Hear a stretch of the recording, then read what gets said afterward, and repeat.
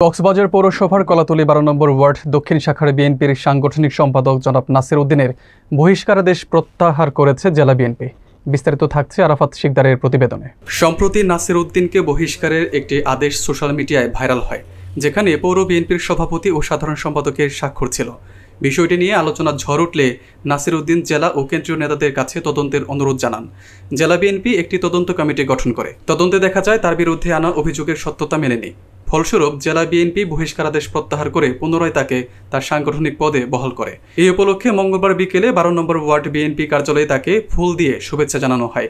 তিনি কৃতজ্ঞতা প্রকাশ করেন কেন্দ্রীয় মৎস্যজীবী বিষয়ক সম্পাদক ও সাবেক এমপি রহমান কাজল এবং জেলা বিএনপি নেতৃবৃন্দের প্রতি। অনুষ্ঠানে কক্সবাজার শহর বিএনপি, যুবদল, ছাত্রদল, স্বেচ্ছাসেবক দল ও তাঁতি দলের নেতাকর্মীরা উপস্থিত ছিলেন। দক্ষিণ শাখা বিএনপির সাংগঠনিক পদে আমি দায়িত্বে ছিলাম ৫/৫/২০২৫ তারিখ। বিভিন্ন মিথ্যা অভিযোগে আমাকে কক্সবাজার পৌর বিএনপি এর মাধ্যমে আমাকে পদটা বহিষ্কার করা হয়েছিল। সেই বহিষ্কারের আদেশটা আজকে ২০/৬/২০২৫ আদেশে আজকে আমার পদটা ফিরিয়ে দিয়েছে।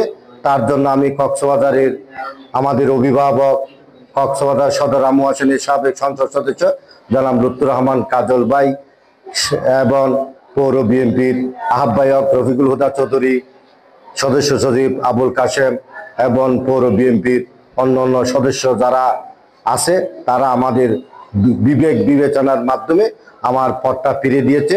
তার জন্য আমি তাদেরকে অসংখ্য ধন্যবাদ এবং তাদের প্রতি আমি ঋণী।